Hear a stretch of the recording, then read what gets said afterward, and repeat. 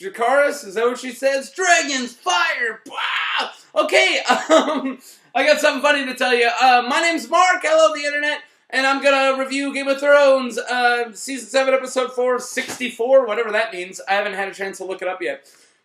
Burp, drinking beer. So here's something funny. My computer, I guess, this is great. This shows you how low budget and unprofessional these reviews are. I didn't even, I apparently didn't have a lot of free space, and I moved all this stuff over to the trash can so I had more free space. And then I reviewed this already. This is going to be my second time doing it, and it took me 20 minutes.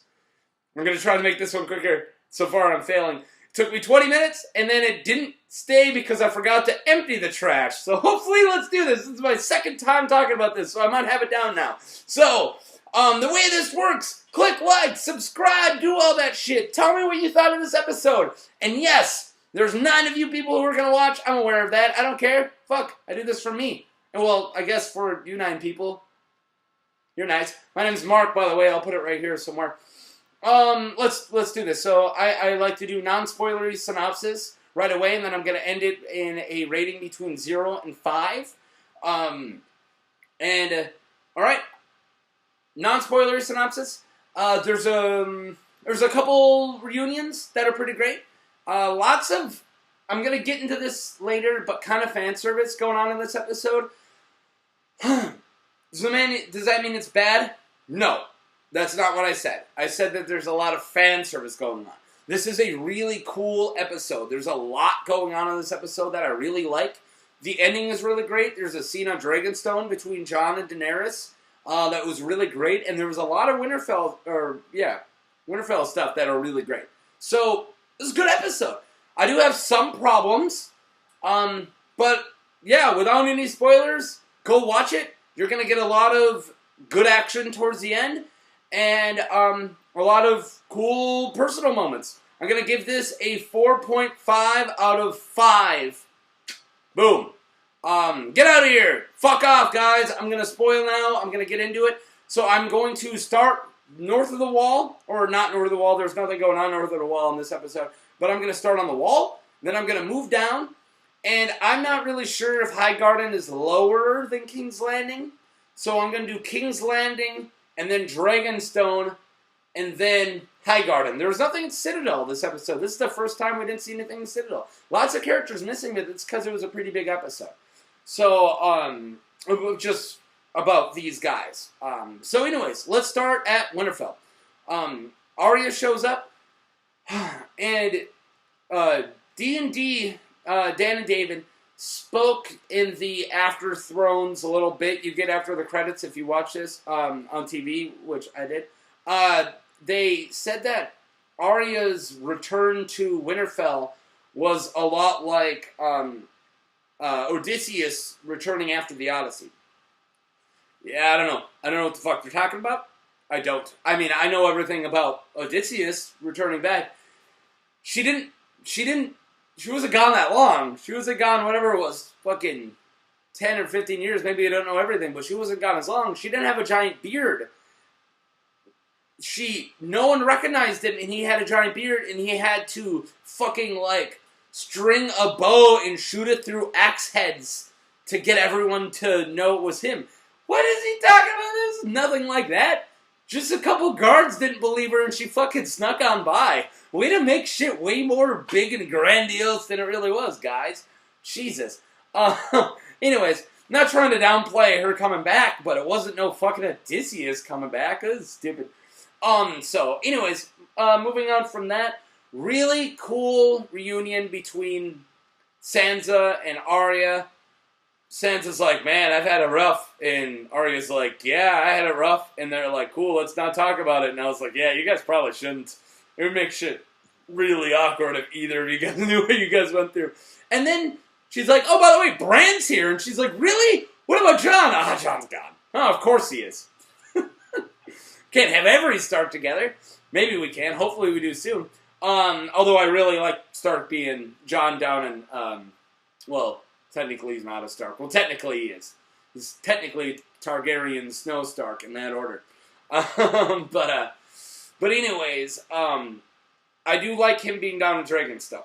I'm going to state that right now. I'm okay with him not being up there right now. So, the scene right before, the one that's right before all three of them in the Weirwood talking, Littlefinger gives Bran his dagger.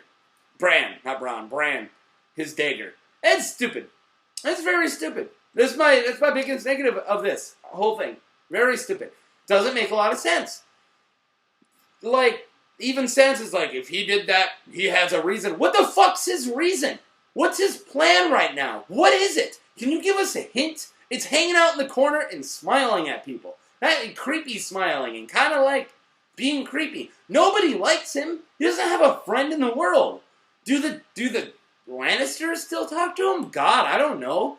Is he still working for them and he's going to betray the Starks? Probably. But that ain't like some big ingenious thing they all think he's going to. It's just stupid. And there is no reason he would give Bran the dagger. It makes no sense. The only reason he would do it is so we can have Arya be able to kill White Walkers. It's the only reason. And that's not his plan. That's fan service. So this is the first time I'm going to talk about fan service this episode, which will bring it up a lot. First time I'm going to talk about fan service, and this time I actually didn't like it. It made no sense. The only reason he did it was to appease the fans, and that's it. All right, I'll take back my words and I'll say it was a genius moment. If a couple episodes from now they actually give us a reason why, but as of now, stupid. It was just so she had a Valyrian steel dagger, which is fucking awesome. Don't get me wrong, it's fucking awesome. But it's not like Littlefinger gains from that. Stupid. Alright, so then you get this really cool scene. And one of the best lines of the episode, and there was a lot of really cool stuff. One of the best lines of the episode, and that was like, Bran talking to those two, and he's like, I thought you were going to go to King's Landing. And she's like, I was planning on it. And she's like, why would she go to King's Landing? She's like, to kill Cersei. Duh. And then Sansa's like, who else is on your list? And she kind of smiles. And Arya's like, not a lot. A lot of them are dead. That was awesome. Like, not a lot anymore. That was cool. I like that scene a lot. But still a lot of the same problems that Bran is having. I don't really like him being part of this stuff because he is like a mega plot device. As I called him last review, if you saw it, if you were one of the 9 people who saw it, I called him the exposition faucet because that's what he is. He's an exposition faucet. Hey, where's Jon Snow's parentage? Exposition faucet. How did Hodor get his name? Exposition faucet. So him being part of scenes is a little weird and it's awkward, and that's exactly what these scenes are. They're awkward. But was this scene better than the Sansa and him scene? Yes, it was. The Sansa and him scene was the worst part of the last episode, which was a really good episode, don't get me wrong, but it was definitely the worst part of it, where he's like, hey, by the way, I watched you getting raped. How are you, by the way? And she's like, what the fuck? This is weird. What's the three-headed raven mean? I'm not going to explain that. It's hard to explain. Well, whatever. Fuck you. So, anyways. Really cool fight between Arya and Brienne. I wish I could talk about it more, but I'm crunched for time. I'm gonna try to make this quicker than 20 minutes. But it was a really cool fight between those two. So awesome. And yeah, so she was alright. I'll talk about it a little. She was like using half Serial Pharrell, half like Faceless Assassin shit on her. They were almost toe-to-toe. It was really cool because it was two completely conflicting styles. It was like a hammer and a needle. It was like, I can stab you all over. I can crush you. And she fucking kicks her. They end with both their blades right near each other's faces. That was cool. Alright, moving on. Let's go south. What happened in King's Landing? Cersei talked to this bank guy. Moving on. Let's go over the Dragonstone. Really cool scene. In the cave. Really cool scene in the cave. There was like these old French like cave paintings down there that the Children of the Forest did. There isn't really a forest in Dragonstone. Whatever. Children of the Forest rode in the cave. That was really cool.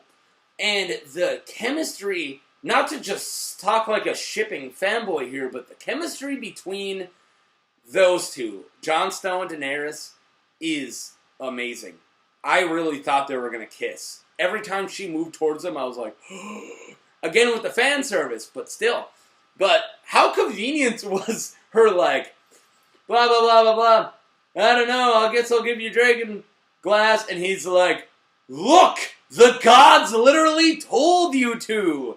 Dude, he was in there with a chisel like, this will show her. Like, I'm not really saying he did that, but I'm sure it looked like it. So, and then she's like, are you going to bend the knee? He's like, you don't know Northmen. If I bend the knee, I lose my men. You're not going to have any help. It's a really awkward scene. It's an awkward position. Anyways, I really love that shit. And then Theon shows up. Oh, well, first they find out what happened, and she's like, I'm going to take my dragon and go burn the Red Keep. And they're like, don't do that. And she's like, then fucking what? They're like, just don't burn towns. And she's like, fine, I won't. I'll burn people. She didn't say that, but that's what happened. Okay. Anyways, Theon shows up, and it was a very Jon Snow moment. I didn't know if they were going to hug or kiss or shake hands or kill each other. Close to that one. He grabbed him by the throat and he said, hey, if it wasn't for what you helped with my sister, I'd kill you. Kind of the same shit that he was saying, like, if you weren't slightly useful, I'd fucking strangle you. Yep, that's a very Jon Snow thing to do. I liked it. Moving on to the fucking amazing fucking climax. I can't believe this was epic fan service, but it was done right. It was gorgeous. It was amazing. It was definitely one of the best battles we got in the whole show. Better than Blackwater. Probably not as good as Battle of the Bastards, but that's saying a lot. Battle of the Bastards was amazing. I think that Emilia Clarke deserves an Emmy for this episode. Especially for her in the cave with Jon Snow. Anyways, I just say that before I forgot. So this battle was fantastic. First, there was a little scene near Highgarden with Jaime Lannister talking to Bronn about like how he can get any castle he wants. It was a cool scene. Vintage Bronn. He made fun of the guy with the name Dickon. Dickon. I would have laughed too. I can't take it. My name's Dickon. It's your Dickon? Nice. My dick's on. My dick's on right now. After that scene, you can't see because it's underneath the screen. Totally raging boner from that dragon fight. Nerd boner. Not real boner, but nerd boner. So then, right when the fight's, so they're just hanging out, and then Samuel's dad's kind of a dick. He's like, we should just whip him. And they're like, no. What the fuck are you talking about? He's like, okay. What an asshole. Or flogging, which I think is whipping. I don't really know. I've never been flogged. Maybe it's caning. Maybe it's beating people with a cane. Maybe that's what flogging is. Flogging Molly is an amazing band. I'll be seeing them in like 2 months. Awesome. Okay, anyways, so Dothraki start to come, and they're like, what is that? And then I first thought, like, is it the dragons? And the Dothraki came, and I'm like, oh, it's the dragons and the Dothraki. This is amazing. This is so... And then it hit me. How? They fucking time travel now. They can just teleport now in the show. And I've talked about it on all these other episode reviews. What's with the fucking teleporting? I don't get it.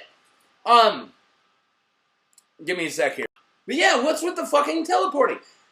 Like, they went from Dragonstone to near Highgarden in the same time it took Jaime and Bronn to go from near Highgarden to near Highgarden. They had less of a travel. They could have went from Highgarden. They literally could have made it in the same time. They had less area. They just had to go to fucking King's Landing. And they made it all the way over the water, past King's Landing, all the way to them. Unless this fight was right outside King's Landing.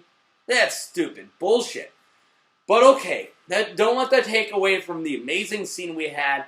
Dragons versus the men was fucking amazing. Bronn running, it was a lot like that scene during the Battle of the Bastards, where shit's flying and it was kind of a long take when he was running from the Dothraki motherfucker. And he's running and there's people on fire and he gets up to the big scorpion and gets it going and fucking shoots that dude. It was awesome! So another problem with this was it was good guys, or not good guys, main characters versus main characters. And none of them ended up dying. You got Braun, who isn't top tier, but he's pretty close. He's a fan favorite, even though he's in less episodes and he's less important. He's a fan favorite, including one of mine. He's definitely one of my favorite characters. Up there. And then you had Tyrion, Jaime, and fucking Daenerys there. Were they going to kill somebody? And that's what I was thinking. If George R. R. Martin wrote this, one of the main characters would have died. But they, I guess, didn't have the balls for the first time. The show loves killing people. Maybe Jaime died. Maybe Jaime and Bronn died because they jumped in that really, really deep puddle. It looked like a puddle. And then they jumped into it and he, sunk down like it was like fucking Sin City when he's in the tar pit. Deep cut there. 2004 called, they want their movie back. I don't know what year that movie came out. Maybe it's 2004. But anyways, fantastic is all I was saying. But yeah, main characters versus main characters. I thought that means that a main character would have to die, but they didn't end up doing that. Unless he drowns. Maybe. But I still hope, Valonqar theory, I still hope Jaime strangles Cersei to death. That's still my money. Hope. Anyway, so yeah, fantastic. I can't say it enough. That fight scene was great. I loved it, and I love the ending. I love that he actually hit the dragon, but it didn't quite kill him, but it wounded him. And then Jaime just being an idiot, and Tyrion was like, fucking run, dude. And he's like, I'm Jaime Lannister, I can't die. And the dragon's like, you want to fucking bet? Boom! Fire! And Bronn's like, yeah, idiot! And fucking jumps at him. That was fantastic. That was fucking amazing. It's one of my favorite battles. Now, tell me what you thought, where this battle ranks of all the big battles. I put it right under Battle of the Bastards. Tell me what you think. And, yeah, tell me what you thought of this episode. Click like, subscribe. Tell me if you want me to keep reviewing these. Please comment, even if it's a negative comment. I just like having feedback. Alright, have a beer. Rick and Morty tonight. So I'm going to try to get this uploaded tonight. And then I'm going to get the Rick and Morty review uploaded tomorrow morning before I go to work. Talk to you guys later. Bye!